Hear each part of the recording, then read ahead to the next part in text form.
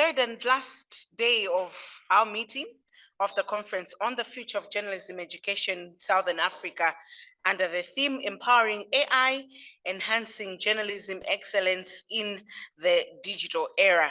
And let me also thank our organizers once more, MISA Malawi, Namibia Media Trust, NMT, Center for Innovation and Technology Site Zimbabwe, DW Academy, Germany. Now, as I mentioned, the panel discussion will be on the artificial intelligence in the newsroom, making radio, television, and newspaper viable in the digital era. Welcome, our panelists. And maybe before we start, people would like to briefly know who you are.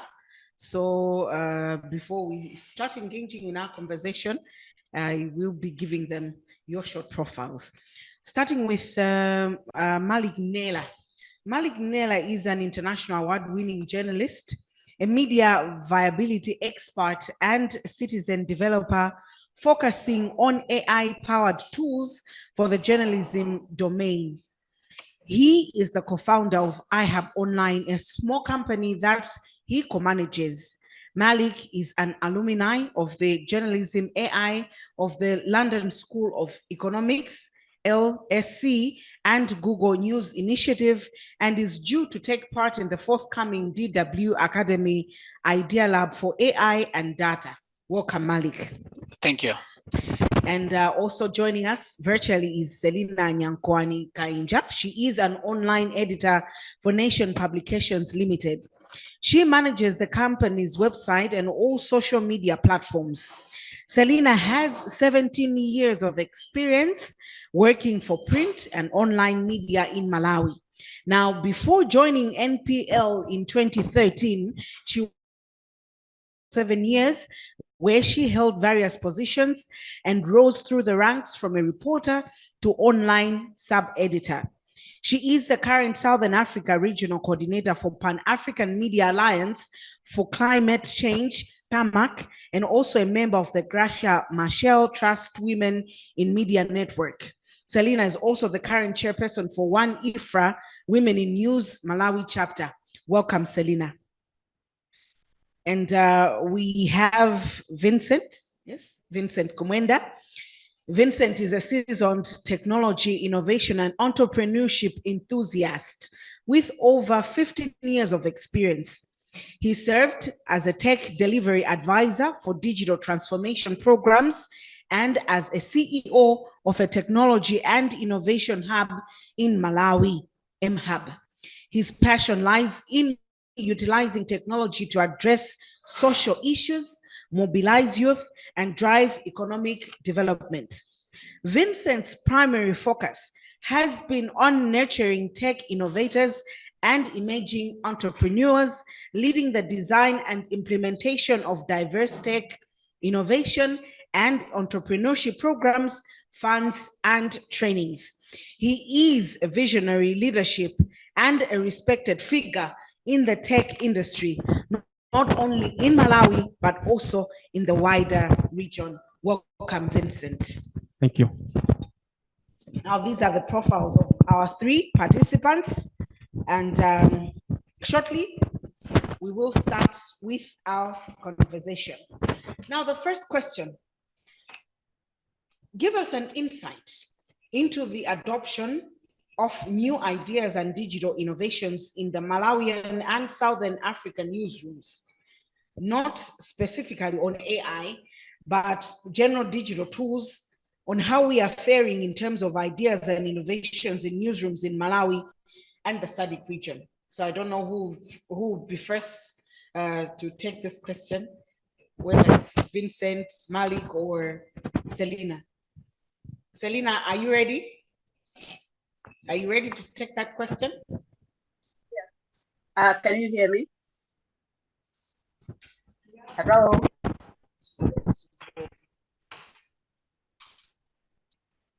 I hope you can hear me. We can hear you online. Can we hear? So thank you. joyful. Okay. For the adoption of the digital innovations in the newsrooms, the case of Malawi and maybe the wider SADC region, I think I would want to speak specifically to the Malawi context. I must say that we are trying. As someone who is in the newsroom, I'll say we are trying. We are experimenting with a lot of digital tools, innovations, and coming up with a lot of innovative digital ideas. But I must also hasten to say that we would be not in the position that we are now. We are quite slow in adopting these innovations. The reason I would give for this slowness in pace in taking up digital innovations, it has to do with the mentality, first of all, the mindset.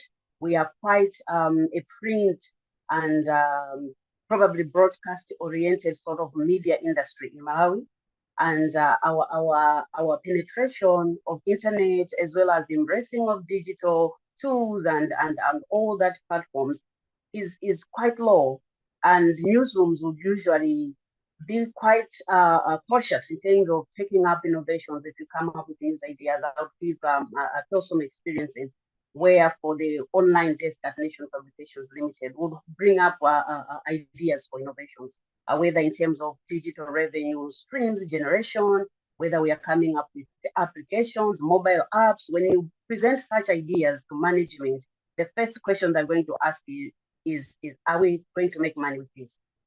Is this not going to eat into our print revenue stream? So when they get to that point, it's like you are hitting your wall and you can't go any further. But let me also say that we are using currently a lot of digital tools, innovations for either collaboration within the newsroom and outside. I'll give an example that at NPL currently, most of our meetings are held online. We are actually meeting virtually. I work almost full-time online, WhatsApp and all other collaborative tools. We are talking of Google Docs where we can quickly write and collaborate and share input and value added to stories. But we are also experimenting with fact-checking tools. I think this is something that has been quite a narrative since this conference started in terms of using AI and how can that not affect, the ethical consideration in journalism. So fact-checking tools helping us to quickly find out the truth, verification. Because one thing for sure is that we cannot just leave the intelligence to the machines. The human intelligence has to supersede the machine intelligence. So we are also experimenting with fact-checking tools such as Google reverse image and all others that would enable us at least to check and verify deep fakes, disinformation and misinformation that come along. So I think that's where I would stop for now. Thank you. Right, technology can create some hiccups and prepared. So, well, I've been looking at the issue of adoption in three phases, or maybe there could be more. For instance, I've noted that there are instances where I have adopted technology because the technology has been developed. So I could not forego or excuse myself from adopting the technology because the technology is overwhelmingly accepted, across the board. But then there is also within the technological component is also the issue of algorithms. Algorithms are created in such a way that they would encourage you to consume certain kind of content without even you knowing. So, for example, if you go on online and you are searching for Colgate or toothpaste, so you will see that for the next few hours or for the next few days, the algorithms will be pushing towards you information that is aligned towards your search history. So you'd find out that technology is having an influence on how we adopt certain kinds of technologies across the board. But also, it's also to do with strategy, like Selina said.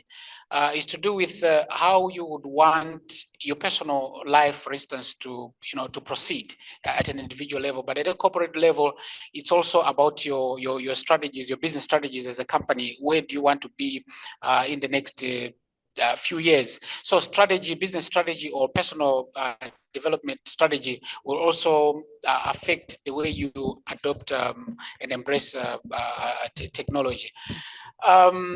So these are the main issues that are really defining how people are adopting technology out there. So basically, that's how I would start. Thank you. Now, Vincent, you mentioned that you can tackle this one. The next question is specifically on artificial intelligence. What's the state of artificial intelligence here in Malawi? Yeah. I think there are several layers to that question. Looking at first of all the policy layer in Malawi. At this stage, we don't have like a definitive policy on artificial intelligence in Malawi as a country in terms of how we want to produce or even consume artificial intelligence. So we still blank on that. But even though we are blank on that, there have been some developments this year. For the first time, the Malawi government is organizing a summit on AI this month, around 23 to 25th October, where some of these issues will be tackled. And then in the national digitalization policy, there's an element that is talking about emerging technologies such as AI. So there is certainly understanding in terms of AI. But now in terms of related solutions, I'll give example of modeling with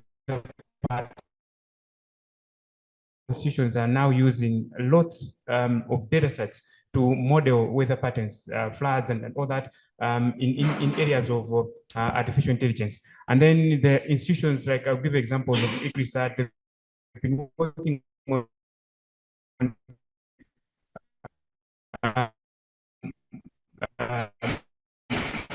AI in agriculture, bringing out a number of solutions.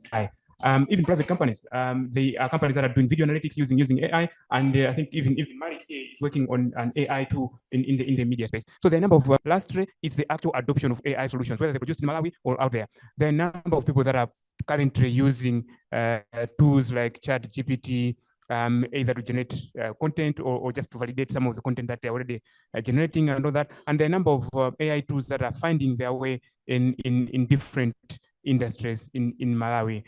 So we are heading there. We're not yet like at a position that we can say that Malawi is a very like AI ready, but we are making some baby steps towards that. Yeah.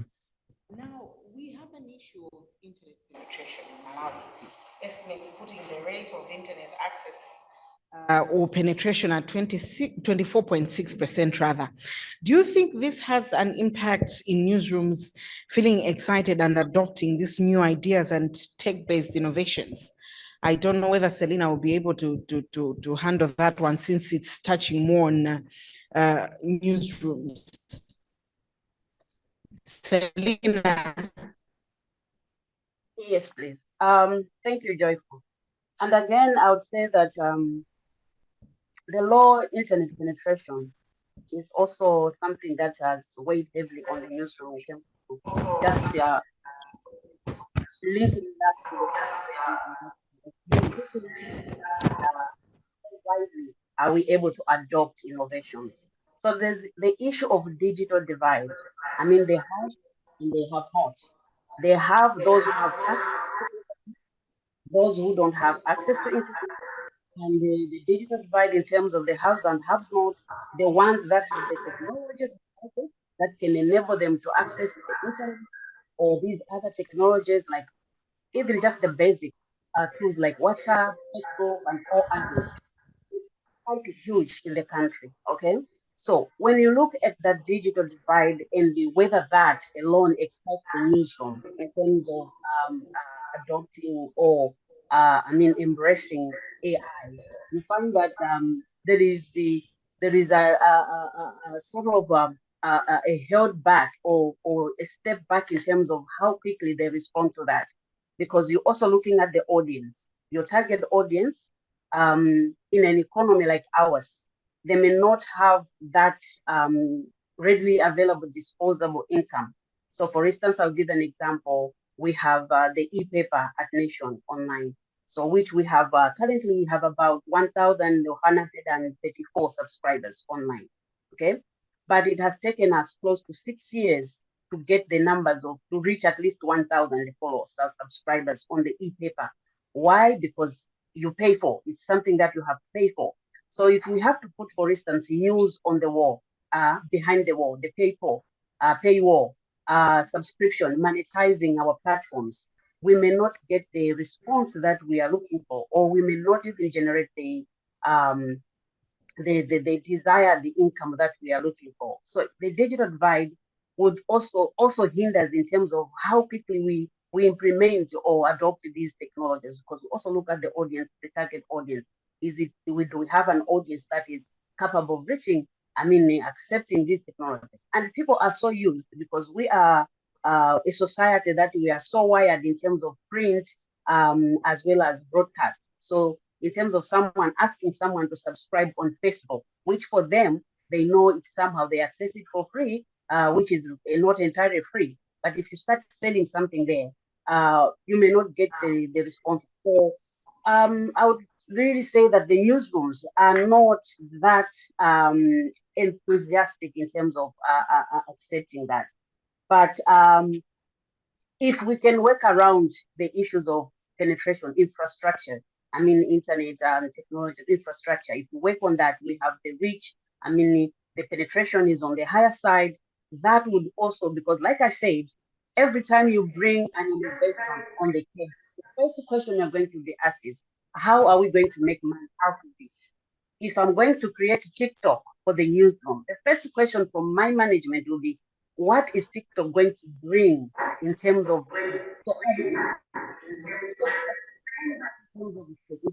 how many people are we going to reach with TikTok? And out of that demographic, how much of the people are willing to pay for news online? So I would, in a nutshell, say that. Joy, on the flip side of that, I know Selina is touching a lot on the business. I know Yes. she has to. On the flip side of that, I should also look at Malawi is a society that is thriving on shared information. Even though our internet penetration rate is around 24.6, yes. But you'd see that one screenshot of a news article saves thousands of people. So it affects people consume even the news beyond the monetization aspect. Because at the end of the day, some of the information that people consume is distorted. I can write on the time it ends, the day ends, the version of the story that I started with from the covers that I wrote completely a bit different from the one that someone will hear about the news that happened in the morning. Yes. So it's affecting the way people are consuming information. It's driving misinformation. It's also driving fake news to an extent. So business aside, the mere fact that we've got a very big part of the population that cannot verify on their own, they cannot read the news on their own.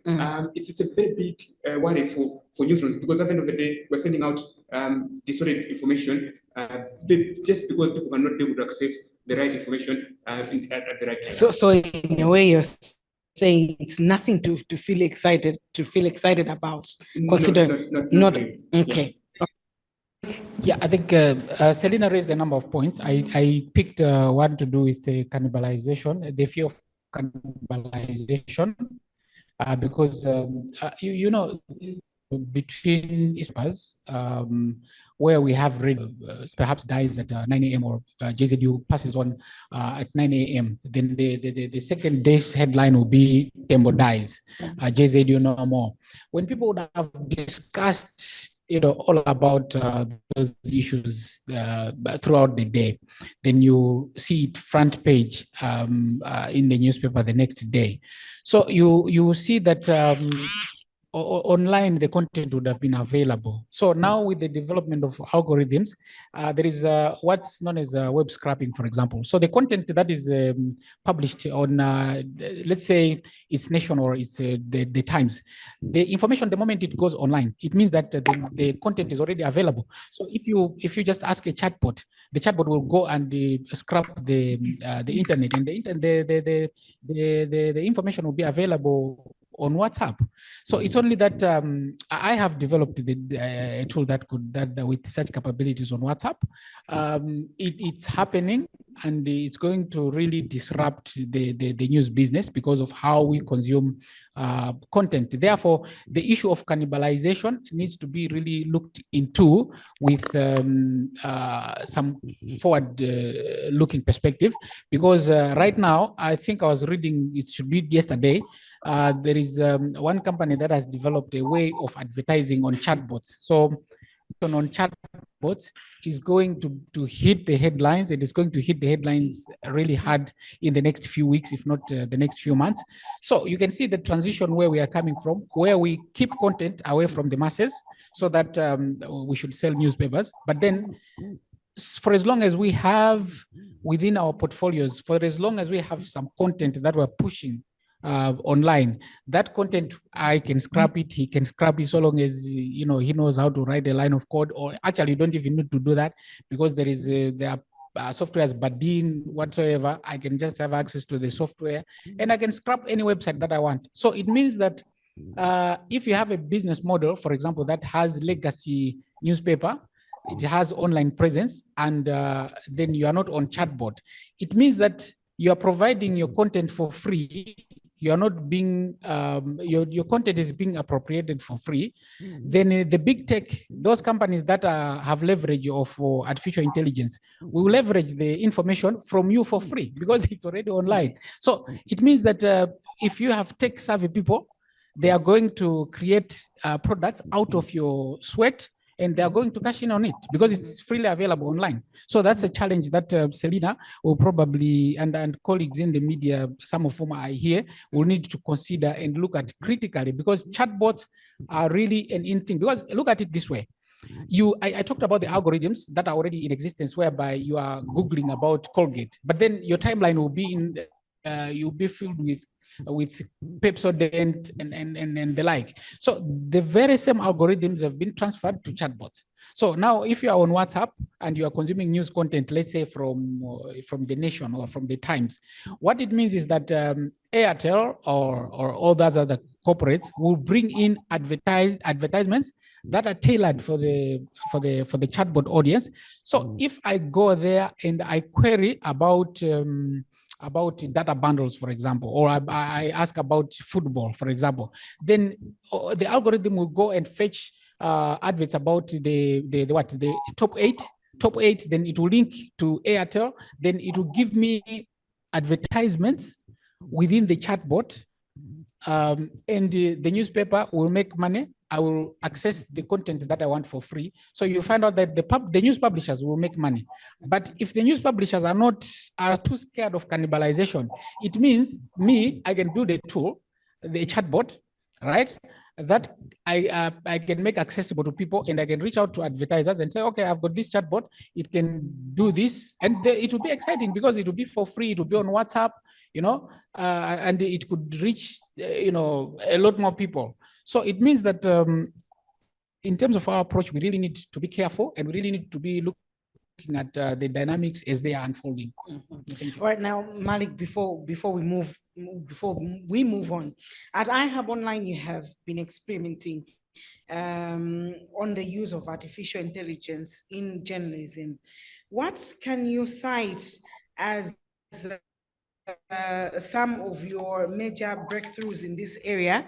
And of course, what has been the reception or reaction among those people in the newsroom? Oh, okay. So mostly the content that the apps that we have developed are really a result of the AI courses that I've been taking. Firstly, it was some of them are informed by the information that I got from colleagues from across the world during the journalism AI by the London School of Economics. But then thereafter, I took several other courses in artificial intelligence. So from there, I think because I did some courses in developing, so those courses are hands-on experience. So you needed to, to be building real life applications, things that could be applicable. So, so these tools, to now go to your question, these tools are tools that really cut across many functions, but we focused on our need internally. We've been working on research, for example, media monitoring research. So that's one of the key areas where we thought we could focus on at the beginning. So we have built a tool that can scrap information, the way I was talking about web scrapping. So I can source any information which is online and feed it into the system. We've been doing OCR, which deals with extraction of content that is printed and bring it into our system. And we have created integration with systems like chatbots, like ChatGPT through the API. And so we have created a way of summarization. I think yesterday, if not the day before yesterday, colleagues from Daily Maverick did showcase a product that is really vibrant on consumption. There is times are changing. People consume content differently, but mostly it's about content that is summarized. So summarization is also a tool that, one of the components that we've integrated in our tools. So data extraction tools, analysis also, data analysis, we've created one tool we call the Generalizer. So how the two works, I think at some point I will find time to do a demonstration to the audience. So how it works is you do your journalism roles. The AI will not take away the roles that you need to work on. So you do your investigation and all that 5-page PDF file of your notes. Then you upload the content into the Generalizer. Then you ask it questions about what is inconsistent about this data, right? Then the AI, this particular chatbot is powered by the model 4 of the OpenAI model or large language model. So what it will do is it will only give you analysis that is only tailored to the information that you have. It will not, AI has a history of hallucinations, for example. It's because it's trained on a huge data set. But in this particular context, you are only provided answers to the questions based on the information that you've provided. There is also a component of visualizer. Okay, so at first we had to combine the data analysis and the visualization in one app. But then there was a temptation during test. We realized that our colleagues were rushing to visualize the data that they would have created. So it was compromising on journalistic split. The Generalizer, it's only going to recommend the kind of visualizations that we're going to do. But the second iteration, instead of putting the component into the app, we created another app we are calling the Visualizer. Now, how the Visualizer works is that you will input data the way you do in an Excel, and you graphics, whether you want a scatter graph, you want a pie chart, you want all kind of graphs that you want given the context, and it will create it for you. Okay. So we talked about access. We are looking at internet connectivity here. During this meeting here, we're having disruptions for internet. So no matter how prepared you are, you find out that internet is very, very frustrating in Malawi. So what we've done is we have created these tools so that they are less consuming in terms of their internet consumption. So with low bandwidth, you can access them, and we've made it possible that you can access them on mobile because we are looking at working with WhatsApp and working with an mobile app that is dependent on less bandwidth. Yeah. Okay. Vincent, being one person who's passionate about tech innovations and entrepreneurship, do we have any Malawians experimenting on Outsider? Are you satisfied with artificial intelligence usage in Malawi and Southern African newsrooms? In terms of like the broader picture of AI experimentation, there are a number of institutions and individuals that are experimenting on AI in areas of agriculture, healthcare, and weather. Like I said, I think before. I'll give examples. I think starting from the presentation that Suzio made this morning in terms of local languages. Yes.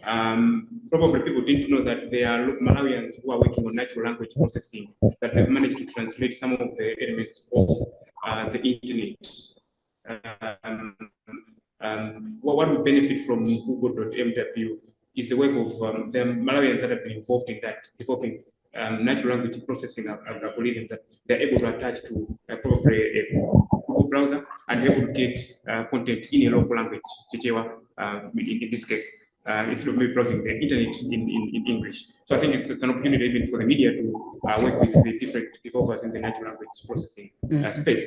And then there are a lot of people working on AI in tourism. We had a conference a few weeks ago, supported by UNDP on AI in tourism. How best can people be able to develop large data sets of places that you can visit in Malawi and be able to even make a decision before you even take the actual trip to a tourist destination. So there are a number of areas that are being done in the AI space in Malawi. But in terms of as an outsider, as a media outsider, whether I'm satisfied with the adoption of AI, there is a slow movement of general digital adoption in the media space. I think like Selena started, I think the emphasis has been more on the monetization aspect. Can we make money out of this? Yes. I remember I've been consulted before by different media houses on it. There was a debate whether we should be able to push an advert on it on Facebook on behalf of advertisers, Facebook platform for media. Is it ethical? Does it look fine that for instance I'm a media company and then I put in a mobile company advert on my Facebook? The idea is to make money, that because we know that advertisers make a lot of money probably in print and then want to translate the same online. But there are a lot of opportunities in areas of fact checking. I think Mr. Malawi was involved on 411 around the election period. It worked very well. I was part of the team that was working behind the scenes with Mr. Malawi to look to fact check some of the news that is coming in during the elections. It was a success, and if it can be sustained and probably be done beyond elections, and it should be a permanent fixture in the media space. There are a lot of opportunities in data journalism. There's a lot of open source data that is out there that people can be able to use and probably analyze it, visualize it, and be able to present a story beyond maybe just news that somebody did this.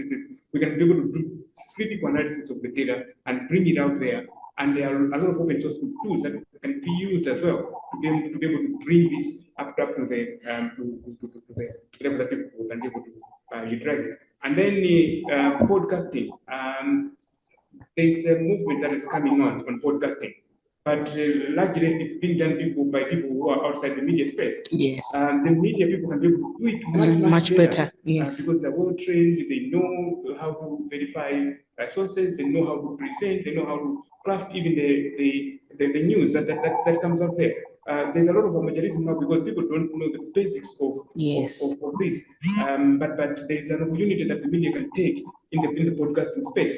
We don't see a lot of media utilizing Twitter Spaces, Facebook Live, even live streaming itself. So there is a lot that can be done beyond what is being done in the newsroom. There is a lot of potential. Before we even start talking about AI itself, the digital space is very wide open, that even at this stage, we don't have a definitive media house that is commanding the digital space in Malawi. It's up for grabs. Everyone can come in and become the digital media house in Malawi that everyone else will respect and be able to consume news 24/7 as it's putting it. So satisfaction, not yet there.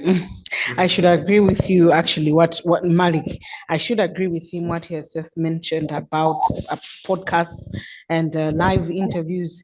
You'll find out that most people that are doing these interviews are not professionals, and they're doing it anyhow.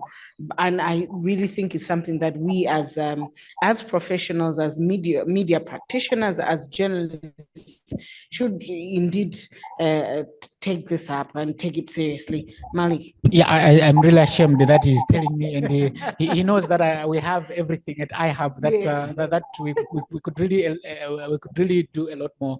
I think yeah, there are possibilities that we might be starting. There are journalists that we're working on behind the scenes that fortunately, there are journalists who are no longer in mainstream journalism, but they would want to create parallel channels. So we are working on them. So when my colleague was talking about Chichewa, I recalled some questions that had been raised today earlier when Suzo was presenting on AI and local languages.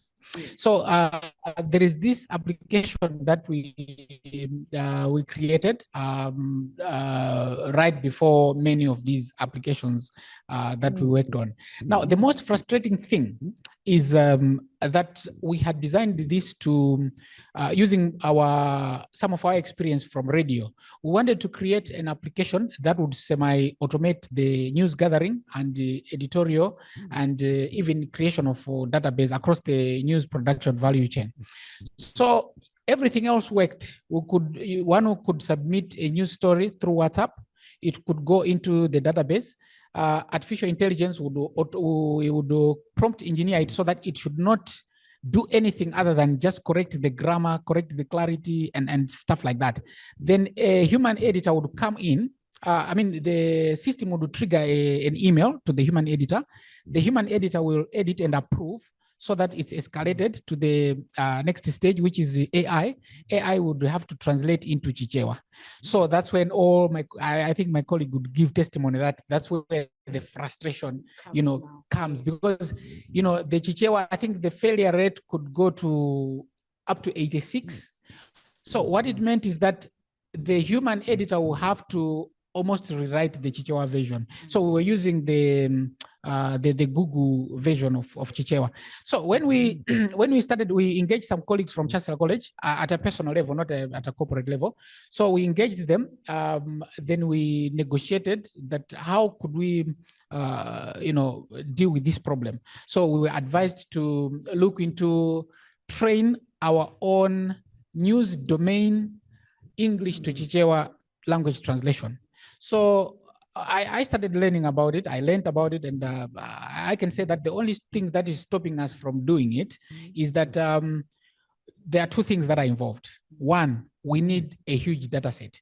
We need 100,000 sentence pairs of English and Chichewa.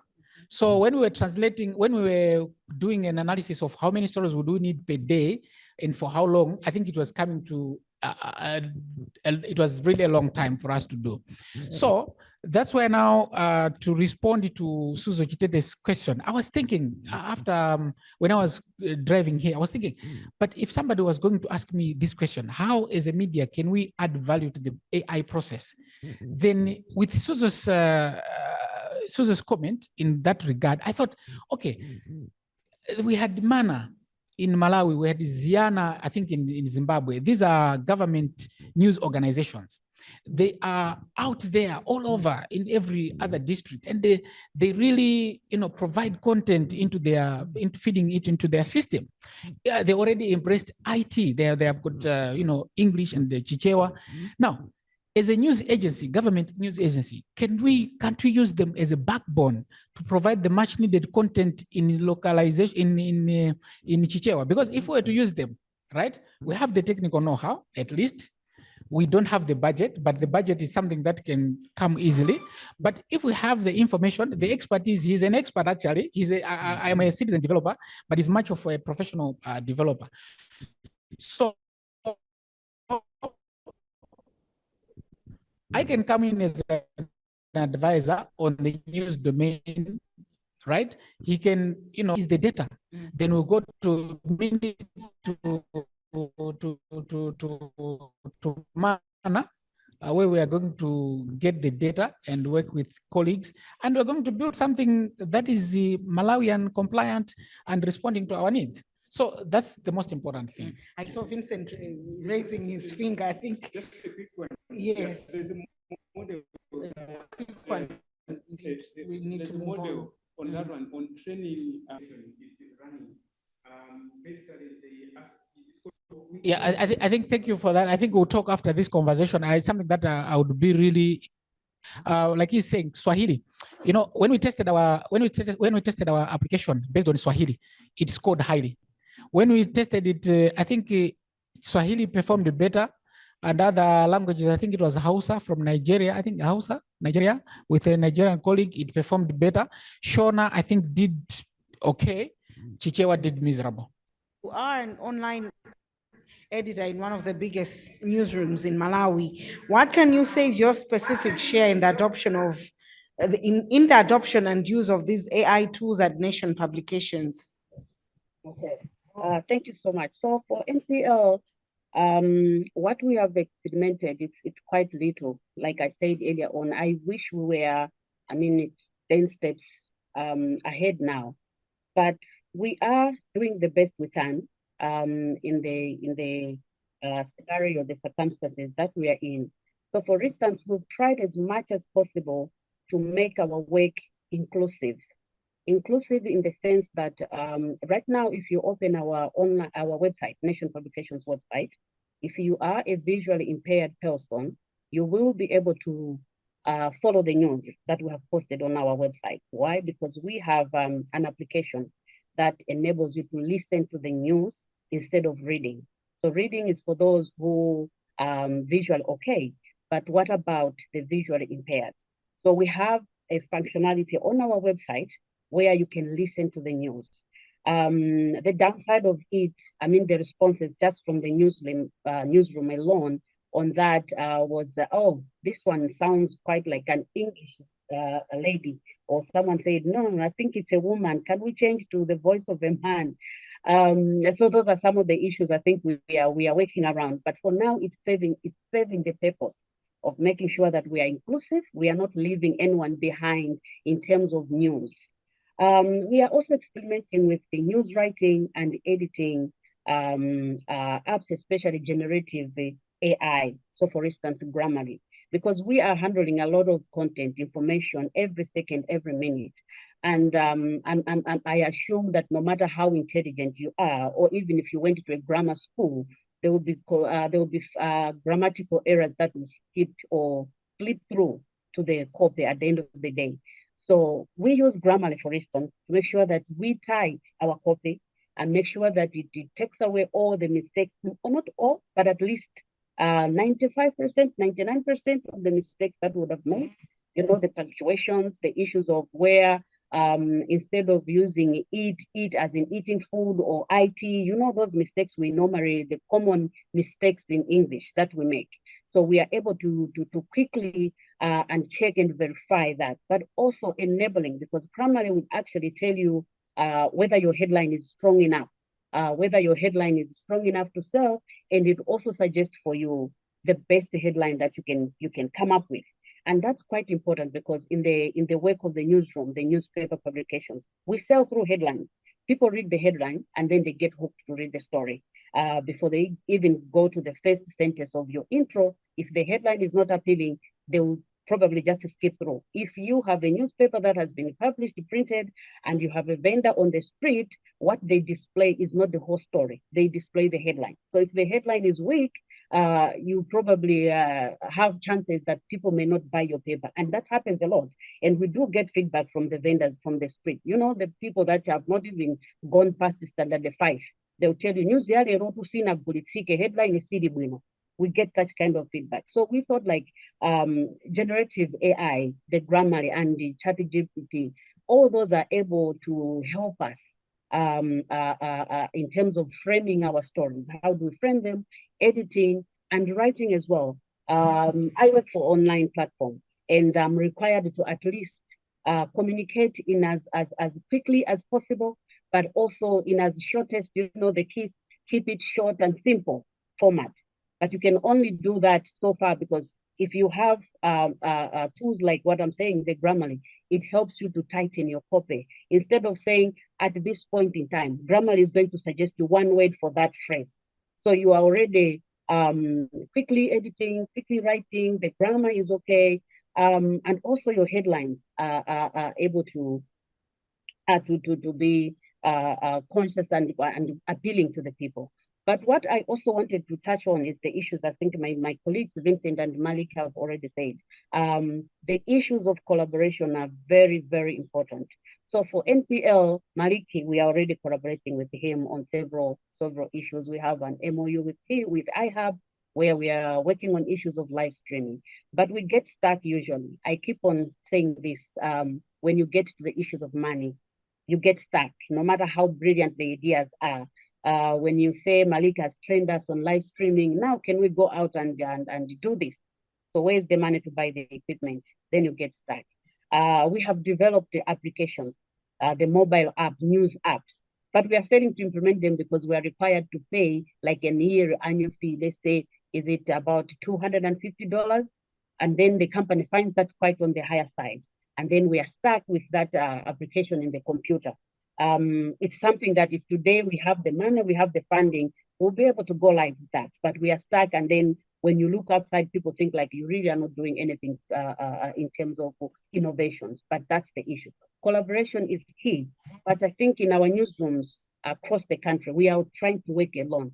I would use the word we are sort of selfish, or we don't want someone to take the shine out of us.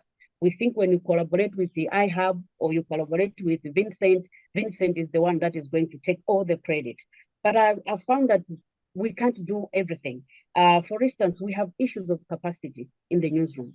I'm not that technically savvy, like I would go into issues of coding or whatnot. I would rely on people like Vincent. I would rely on people like Mallick. I would rely on so many other Malawians that are out there that are experts in that area for us to work. But we tend to work and go alone and not factor in the issue of collaboration, which for me, I feel is very important if we are going to embrace issues of AI and anything to do with technology, because we can't have everything under one house. We'll have to depend on others that have that knowledge, others that have the expertise and are willing to help us, even at a cost. And the issue of investment. We are so much ambitious, very ambitious in terms of what we want. We actually know what we want to do. But when it comes to the issues of investing, we invested quite little, and sometimes we don't invest at all. So we don't get to our desired goals because there is no money for that. But yeah, we are really trying hard to make sure that we are able to experiment, not just experiment and go beyond that, actually implement a lot of technologies in the newsroom, because the consumer has evolved.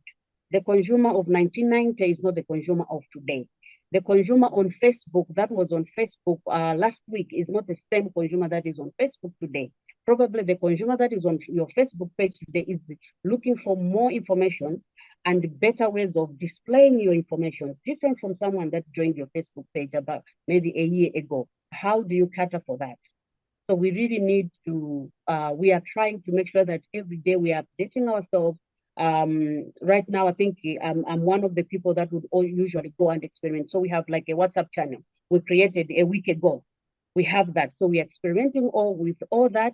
Just make sure that we are keeping up the pace. Yeah, thank you, Jay. What are the common fears that we have on the ground on AI and journalism in Malawi and Southern Africa?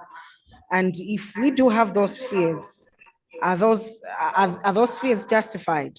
I remember since the beginning of the conference, journalists and others have been having fears that technology is taking over, that humans won't be important at all come the next 5, 10 to 20 years, that will be irrelevant and that they are taking over our jobs. Do we have such fears in our newsroom, Selina? And can our newsrooms pretend we don't have AI and still survive in the next 10 to 20 years? We have a lot. Okay, let me start with the last one. We cannot pretend that there's no AI and will survive. Anyone who is pretending that will be out of business shortly. Actually, others are already folding up because they are resistant to change. They've failed to adopt their innovations. They've failed to live up to the current trends in terms of technological advancement. They are out of business. So we have to adapt. If anyone lies to themselves that we don't need AI in Malawi, probably we don't need artificial intelligence. We have Mallick in our newsroom who's got a PhD in news reporting. We'll be okay. It's a lie. We can't do that. In terms of the fears, I think it's the usual globally. AI is going to take over our jobs. AI is something. Some people even go as far as saying this is satanic. We can't do this. How can you be talking to a machine? We want to see faces. We want to see humans talking to us and transacting with us. The fears of, are we not going to eat up into our core business? For us, it's print. Like for Nation publications, you'd find that their core business is print media. So if we create, let's say, we have the e-paper where people are subscribing online, is this not going to eat up into our core business? And how are we going to survive without the core business doing well? But also in terms of fears, in terms of capacity, do we have the people that can work on these technologies in the newsrooms? Do we have people that are trained, like I said, who has got the expert in our newsroom? And then the fear comes in the fact that, okay, we start thinking that if we have to really implement this one, we either need to invest, we either need to outsource, or we need to train the current crop of people that are in the human resource that is in the newsroom. The other fear from personal experience, like at Nation, I think it's the digital issues are Selina Kainja's issues, okay? Where people think, okay, because she's the one who is working online, therefore everything to do with online, she has to do it. So the sales and marketing team, they're quite distant in terms of embracing digital, either marketing. The messenger, the guy who brings tea in our newsroom, the guy who cleans the office is not digitally savvy. They have no idea, like they are quite distant from it. But if we have to achieve our goals, digital innovations and everything, AI, it has to start from the guy who opens the door in our office room, the messenger, the cleaner, up to the highest level in the company. Because if I don't have the buy-in of my management, no matter how brilliant ideas I bring, they will fall on the wayside. If I don't have the buy-in of the whole Nation Publications Limited, for instance, Malawi Broadcasting Corporation employees as a whole, you don't have their support. You don't have people that are following your Facebook pages from NBC. How do you expect the external people to follow you, to trust you? Because already the charity starts at home. So if you don't have that support in-house, it may be difficult for you to find that support outside. Thank you. Thank you very much. And one of the things that Selina also mentioned, I know, Mallick, you have a point. Yes, she mentioned about adaptation and the issues of training, etc. That for us to be there, we need to catch up. We need to walk with the times, and I think that will also be coming in when we are tackling the issue of recommendations on AI to Malawi and Southern African newsrooms. Yes, I think we should also highlight that one, the issue of training, when we move on with our conversation. Now, I would like to invite questions, but before the questions come, Mallick, please go ahead with your point. We should really, really be afraid. I was having a conversation with some guys, I think the other day, and they were saying,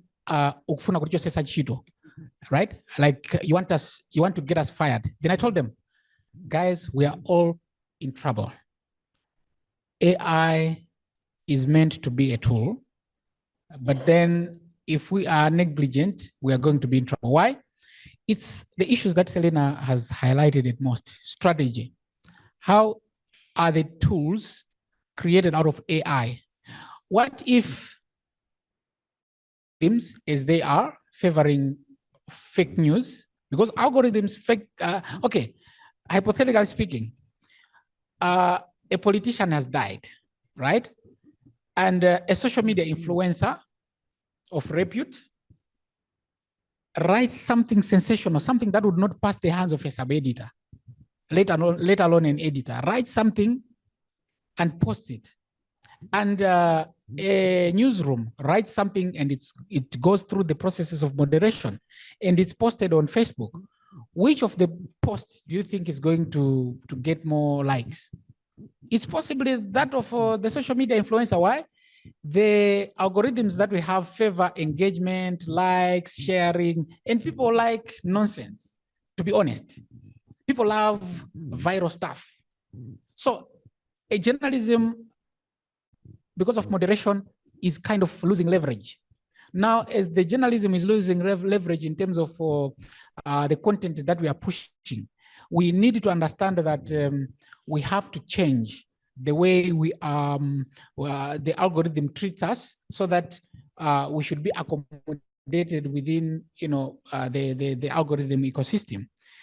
Also, the business strategies that we have, are they responsive? I've already talked about the scrapping and the appropriation of content without compensation. Those are issues that should scare us, because if we produce content today, we are not paid. I come with an application that people can access news from anything, and the consumption of a chatbot, news consumption from chatbot, you're not given all the content. I can just ask, what's happening? What's the hot news in Blantyre? It will tell me people are fighting for fuel in Blantyre. Then some cattle from Gabo has been found loitering around. So I say, okay, fine. What about this cattle? Who's the owner? Then it will provide you information that has been provided by an article written by Nation, and my tool would have scrapped it from the online platform.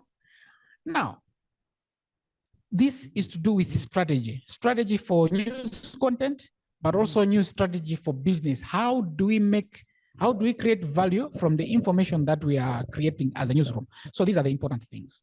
Yeah, I think we need to be scared, really. Okay. It's not about disruption of employment. It's not about Mallick losing his job, but it's about the whole industry being rendered, obsolete. But I'm quite sure that journalism is here to stay, because there are a lot more defenders to defend it. Thank you very much, Mallick. Now, do we have questions from our participants, both physically and those who are participating physically and online? If we have the questions, can I please have them? All right, just a quick one. Speaking as a media trainer, now when you are training up and coming or upcoming journalists, what happens is you discourage them from using AI, for example, ChatGPT. You tell them that we know how to write and this is not your. So with the tools such as ChatGPT, Grammarly, how do we help train those coming journalists to embrace AI, but at the same time to be original in their writing and in their analysis? I don't think I would give you the right answer, because I've never been in a newsroom before, and I don't know what policies you use. But for me, I think the bottom line with ChatGPT and other tools is for validation and verification of some of the things that we're using. We're not entirely relying on, even if I'm working on a proposal, I would not entirely leave it to ChatGPT to write the entire proposal on my behalf. There've been moments where I've used ChatGPT just for structure, to structure my thoughts, and it gives me an outline, but the content at the end of the day is owned by me. And I think one other thing that people are struggling with ChatGPT is what commands are they giving ChatGPT to bring out? Are you just giving it the whole everything that you should write everything? But you need to be very specific in terms of the commands that you're giving. Probably I can command ChatGPT write like a speech as you're addressing like an older person. So very specific codes that you are commands that you're giving ChatGPT in that instant. But I like the fact that you still want people to maintain originality, because some of us would still go back to the traditional media houses, because we want to see, even if there is a lot of user-generated data out there, you still want to see what angle is the Nation taking on this story, what angle is the Times taking, who are they interviewing as a source for this.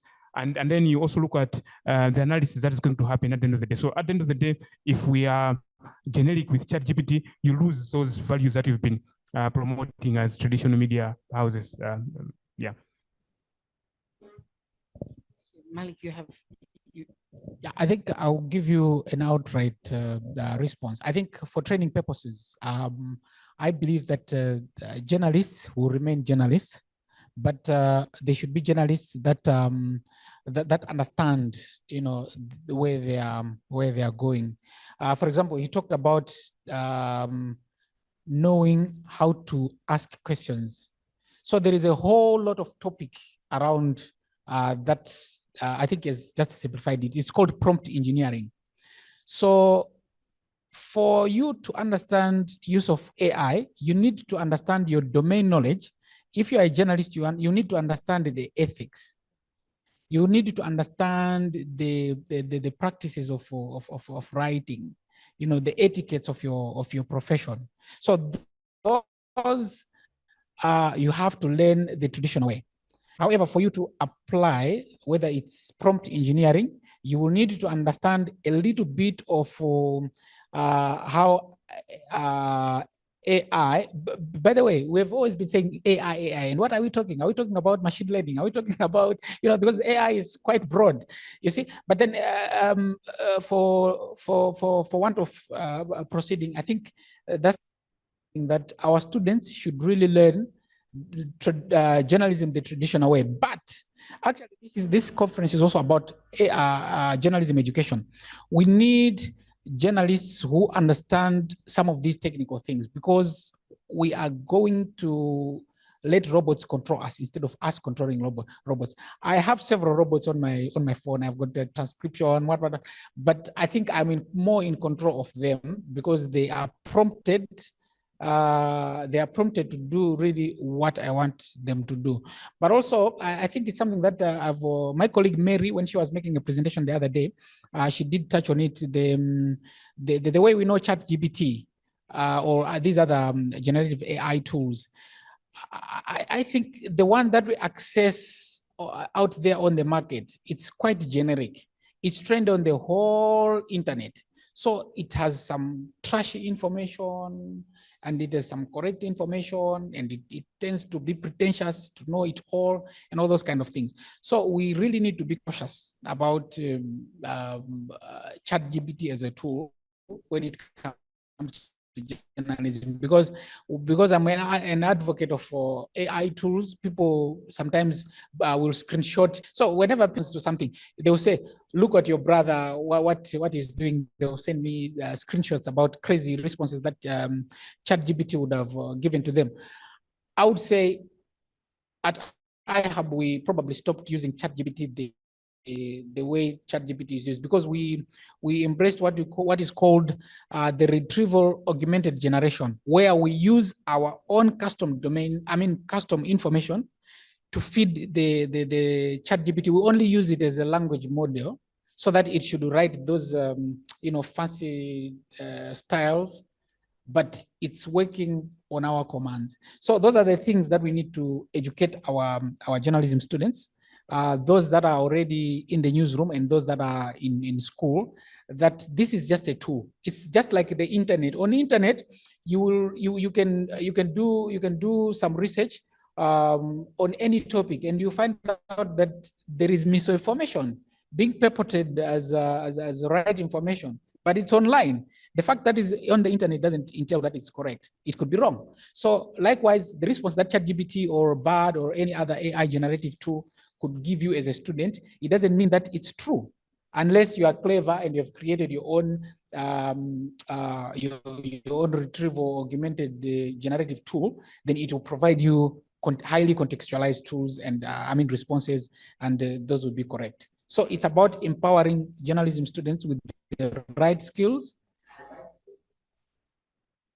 and ensuring that they're in the know. Thank you. Thank you very much, Mallick. We have comments. One crucial consideration for newsrooms is the need to explore collaboration when dealing with AI projects, as these projects can be complex and often demand specialized skills not universally available within newsrooms. And the question is coming from Edward Kwacha, and he's from Umuntu FM.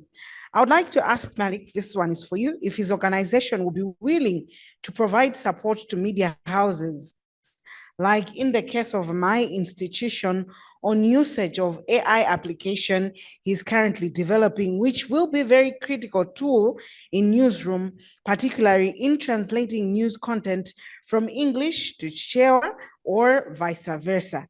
Again, what is the right AI which can be recommended at a radio station that can help generate feedback from audience and appreciate true reflection of listenership of particular radio station?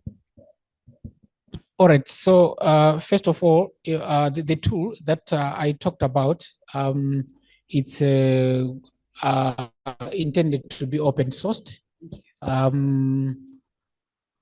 I think it's something that we, like Winston Mallick did mention, it requires, multi-sectoral approach. So as part of the Idea Lab, which will be supported by the DW Academy, we are going to meet experts sometime later in the month in Namibia. So I think that will provide an opportunity on managing some of the problems that we are facing. And hopefully, when we return, we are going to improve it. And once we improve it, it's really meant to be open sourced. And it was conceptualized for radios. So it's quite fortunate that the person who is asking is from a radio station. So it's also the architecture is that it uses what do you call it, Google Sheets. So it uses Google Sheets, linking the reporters and the database. So it's quite simple. It's quite cheap. It costed us, I think, less than $30 to set up the whole system the first time. So it should be quite cheap. Not only that, there are people that who don't know me, but I've learned a lot from them. For instance, there is one guy I'm encouraging people that are listening and follow meeting to search for this guy online, and based in South Africa. He has created some groups on WhatsApp, and he's really pushing an agenda that we are similarly pushing. But I find his approach to be quite advanced, and like Winston Mallick said, with collaboration of people like myself, Mnela, and many others, I think we could do journalism, a lot more, not only in Malawi but across the SADC region. Because as far as I can tell, Mnela is a journalist, because I've tracked him online, and I've seen what he has done for journalism. He has been doing a lot on podcasts. So collaboration is key. And open sourcing our products for the journalism community is also going to stimulate, because I'm now more aligned to being an innovator than I am aligned to being a journalist. But then my domain knowledge for the past 20 years is contributing immensely to the process of building the tools. So once I build a template for a project, somebody like Vincent, we're always talking from streaming, he's always been assisting us, and these are the issues as well. So collaboration is key, and where we are, we do not wish to keep the tools that we're building to ourselves, and we are going to provide them for free. Mm-hmm. And we have another comment from Winston. He says that, Mallick, I think for our discussion, we are focusing on generative AI because of content generation. I think he's adding on to his first comment, but he's addressing this comment to you. Yeah. Yes, generative AI can be used for a lot more things. It can be used for across the value chain. You can use the generative AI for investigation, like the journalizer. I think I will be privileged to be given the opportunity to demonstrate some of the tools that I've built with my team. You can use it for data analysis. You can use it for guidance. We've created chatbots on WhatsApp and Facebook Messenger. I think I also have an opportunity to just give people a glimpse of how they work. It's also aligned to your earlier question about training. We created a chatbot. We call it Chico, child coverage. It's about child-friendly journalism, where you can go on Facebook. If you go on Facebook right now, Child-Friendly Journalism Initiative, you go on Facebook and you go on Messenger and you just click a prompt, you just ask a question. I'm quite sure that it should give you a response, and you can ask any question about child-friendly journalism, and it will provide responses. If you ask about Chelsea and Manchester United, it will probably refuse to assist you. Yeah, so generative AI can be used for many things other than content. It can be validation of content. It can be media monitoring. I've seen the director for the regulator, Media Council of Malawi. You can do media monitoring with AI tools where you can record. It records, it monitors who has been mentioned in the story. Is the sentiment positive or negative? All those things are possible with generative AI. Mm-hmm. I had missed one comment. From this comment is from Edward Kwacha. He says, if you're looking to incorporate AI into your newsroom operations, it's crucial to keep these steps in mind. A structured approach consisting of 5 phases. Number 1, define and analyze your problem thoroughly. Number 2, collect, comprehend, and refine your data. 3, choose and execute an appropriate AI algorithm. 4, assess and scrutinize the outcomes. 5, repeat steps 1 through 4 as needed until you achieve your desired results. Did you want to comment, Vincent? No, it sounds like ChatGPT. Plagiarism.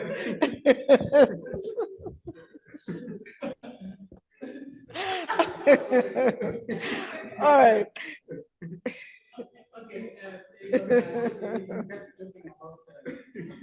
The suspicion of that being possibly being content that has been generated by ChatGPT. I mean, when ChatGPT generates something that is positive and something that really is helpful, I think it's quite it's quite okay. Also on issue to do with collaboration, I think we really need to take back and look at the need for the local context, especially the Chichewa language. We really need to do a lot in terms of how we can provide a lot more data to our online ecosystem, because that's what will feed to how knowledgeable the Chichewa language is. Mary, during her presentation, did touch on the confusion between Nyanja for Malawi and Nyanja for Zambia. That's a challenge that we had, but also it's about the quality of the Chichewa that we have. So I think if we were to begin an agenda, I might be jumping the gun because I might be talking about the recommendations. I think we need to focus more on not only Chichewa though, but for start, we can start with Chichewa and other languages such as Tumbuka, so that we can make it more meaningful for our local context. Mm-hmm.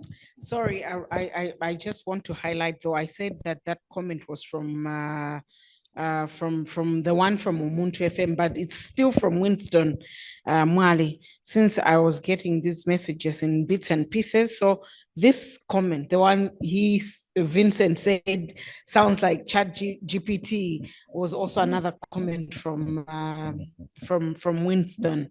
Now we have another question before we move on to recommendations. Looking at time, we need to go to what the recommendations would be for AI in Malawi and Southern Africa. Now, this other question is coming from Stephanie Daxton. And she says, hello, I have a question for Mallick. You said to master AI, journalism students need to be empowered with the right skills. What are the skills you would train first? Okay, I think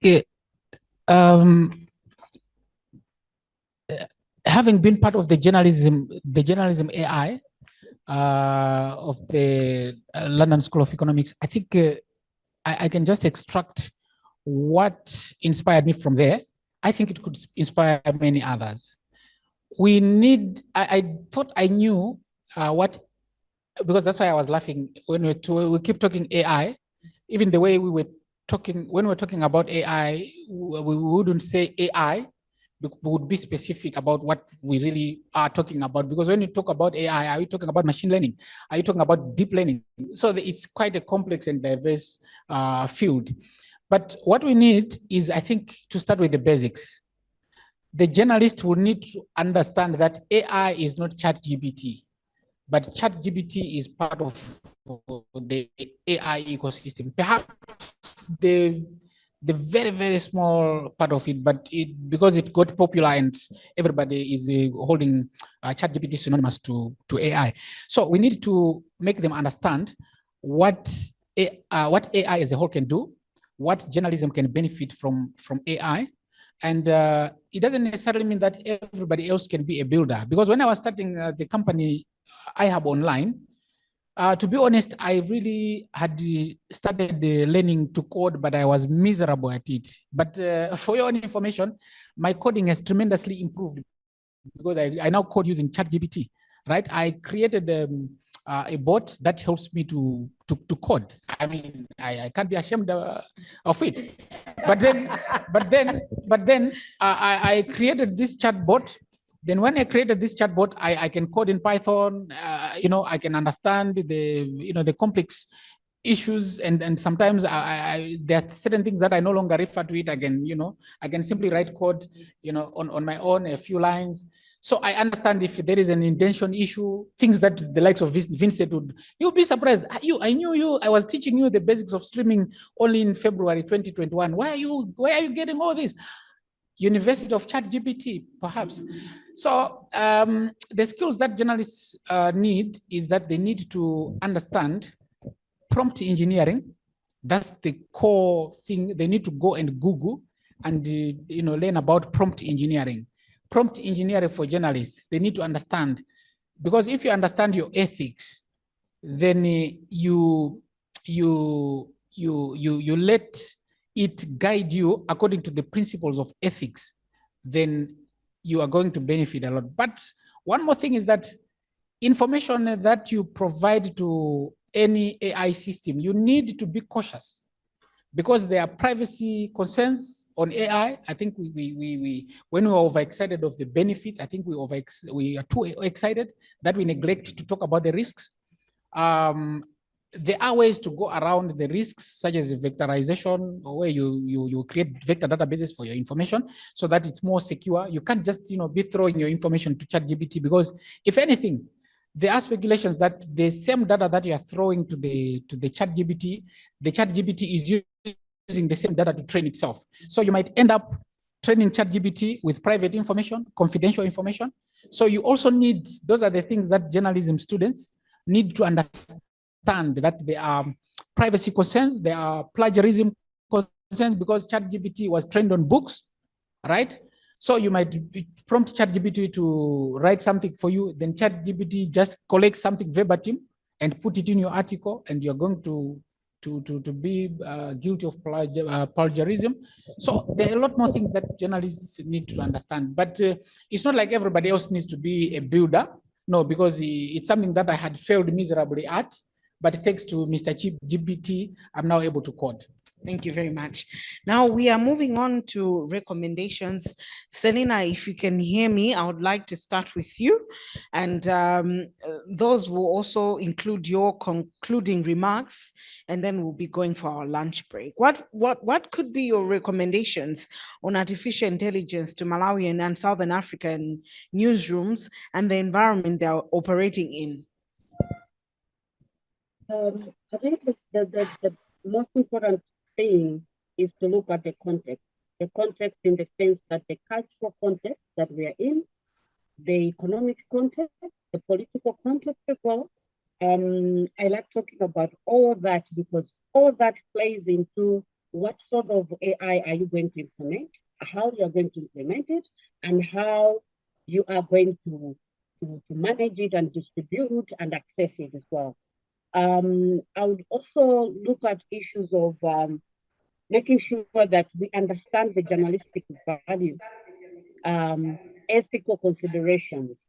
So issues of human intelligence, apart from the machine intelligence, human intelligence remains a domain of us humans. Therefore, issues of critical thinking, issues of making sure that you are creativity, emotional intelligence is a domain of us human beings. Much as we are exposed to issues of AI that can easily tell our stories, but definitely ChatGPT cannot be sensitive to our cultural aspect. So I'll give, for instance, an example. Say you are reporting on, and let's just give an example of the late John Tembo, whom we just buried yesterday. So in other cultural contexts, it's okay to talk bad about the dead, but probably it's not culturally right and correct to talk about the dead in the Malawian context. So AI want to know that you have to put in the human sense to it to understand and read and get the gist of that. So the human aspect of us will not go away because of the machine intelligence. Will still remain, like Mallick said, journalism will remain. It will remain because the human aspect of journalism will have to still be implemented by us. In terms of other recommendations, I would say AI, we have to embrace AI by all means necessary. We should have actually embraced it like last year, okay? Because why? AI would double power journalists' ability to, and newsrooms to report, to be creative, and as well as to engage with the audience. We earlier on touched on how our consumers have evolved in terms of the consumption of the content, as well as or how they display, they want the information to be displayed. I think when Suja was making his presentation, we talked about the when we post the stories in Chichewa, in Muskumbuka, on our Facebook pages, versus when you post a post in English, how much engagement you get from the local languages, okay?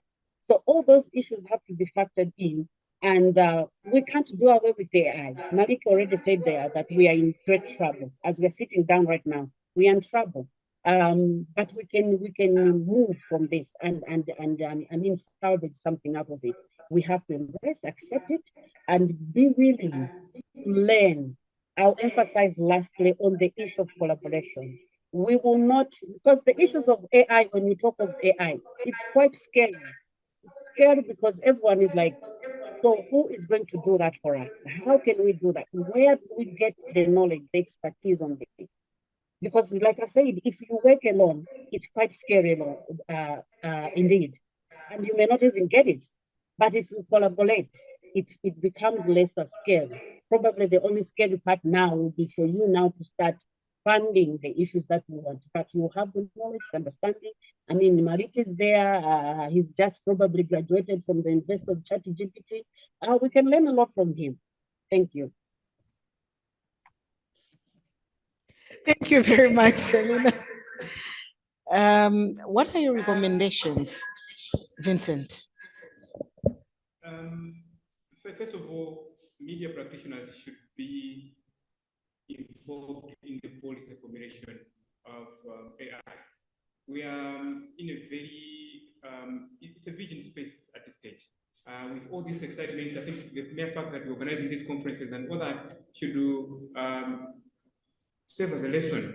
We should be involved in the formulation of the policy so that we are also part of the governance systems around AI. Our voices should be heard as a media when the government is coming up with policies in this space. And that will also address issues of ethical considerations. At a very early stage, we should be able to put guidelines. I think there are issues that are being discussed all over the world in terms of bias algorithms, because we don't have a say in some of the things.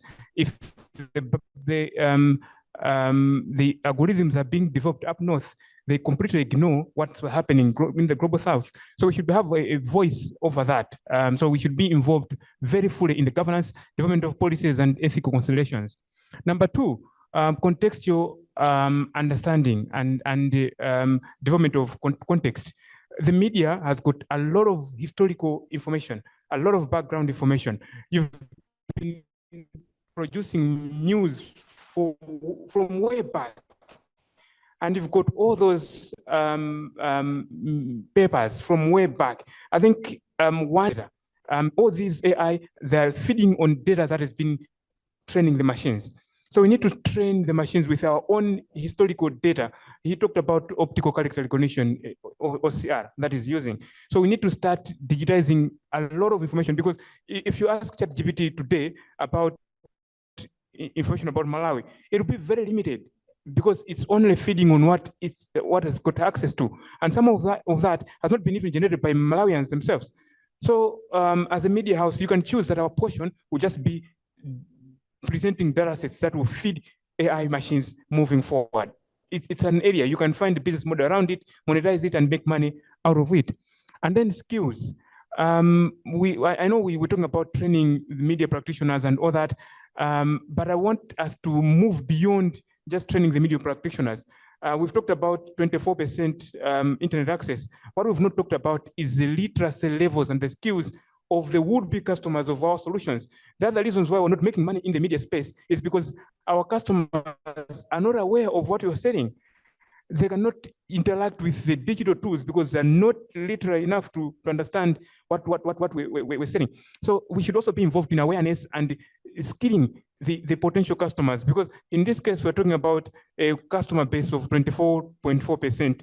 And then we start looking at buying power and other things. You end up that you're only talking to 5% of the population that can be able to buy a digital product at the end of the day. So we should also be involved in skilling even the population. Lastly, research and development. There's an era of corporate innovation. The media is in research and development in these areas. We should not be caught unawares. The golden rule remains the same: innovate or die. Maybe the fear that we're talking about as journalists should not just be at an individual level that will be replaced by ChatGPT. But if my media house dies today because it cannot compete on the market, I'm also jobless. Where will I take my skills to? So we should encourage corporate innovation. There are a lot of open source materials that media houses can learn and try experimenting, researching on those. And then when they bring them out, they have at least they'll be able to work at the end of the day. So basically, that's what I would want to recommend. Thank you.